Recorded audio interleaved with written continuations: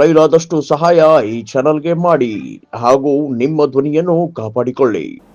ಆದರೆ ಇಲ್ಲಿ 60.6 ಲಕ್ಷ ಬಗ್ಗೆ ಜನರ ಬಗ್ಗೆ ಸಂಶಯ ಅದ. ಇವ್ರು ಯಾರು, ಒಳನುಸುಳುಕೋರು ಮತ್ತಾರು ಎಂತು ಅಂತೇಳಿ ಇವತ್ತು ನ್ಯಾಗಿದ್ದು ಡಿಸಿಷನ್ ತೊಗೊಳ್ಬೇಕಾಗಿದೆ.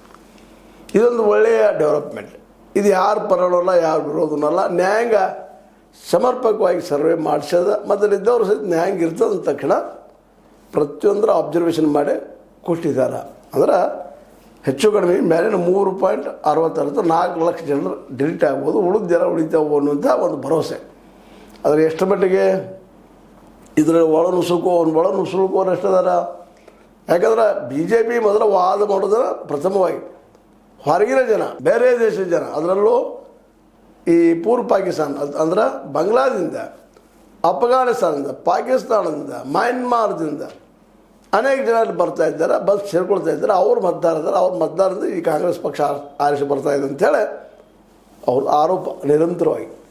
ಅದಕ್ಕೆ ತಕ್ಕಂಗೆ ಇಲ್ಲಿ ನೋಡ್ರಿ 63.66 ಲಕ್ಷ ಮತದಾರರು ಒಕ್ಕಂದಾರ ಅವ್ರು ತೆಗಿಬೇಕಂತೇಳಿ. ಇನ್ನು ನ್ಯಾಯಾಂಗ ಏನು ಹೇಳ್ತದ? ಇದು ಭಾಳ ಮಹತ್ವದ್ದು. ಯಾಕಂದ್ರೆ ಈ ಡಿಸಿಷನ್ ತೆಗೆದುಕೊಳ್ಳುವಂಥ ಮಾತೇನದ, ಇದು ನಮ್ಮ ದೇಶದ ಪ್ರಜಾಪ್ರಭುತ್ವದ ಹಣೆ ಬರಹವನ್ನು ಬರೆಯುವಂಥದ್ದು ಅಂತ. 60 ಲಕ್ಷ ಜನ ನಿಜವಾಗಿಯೂ ಇವರು ಹೊರಗಿಂದ ಬಂದಿದ್ದರು. ಹೌದು, ಇಲ್ಲಿವರೆಗೆ ನಮ್ಮ BJP ಮತ್ತು RSS ವಾದ ಮಾಡೋದು ಸರಿ ಅದಪ್ಪ ಅಂತ ಹೇಳಿದಾಗ ಸತ್ಯದ. ನಾವು ಸುಮ್ಮನೆ ವಿರೋಧ ಮಾಡ್ತಾಯಿದ್ದೀವಿ, ಆರೋಪ ಮಾಡ್ತಾಯಿದ್ದೀವಿ ಅನ್ನಂಗೆ ಅನ್ನಿಸ್ತದ. ಇದರಲ್ಲಿ ಅದು 60 ಲಕ್ಷ ಅಥವಾ 55-60 ಲಕ್ಷ ತನಕ ಜನ ಉಳಿದ್ರಪ್ಪ ಅಂತಂದ್ರೆ ಇವರೇ ನುಸುಳುಕೋರಲ್ಲಪ್ಪ, ಇಲ್ಲೇ ಅವರದಾರ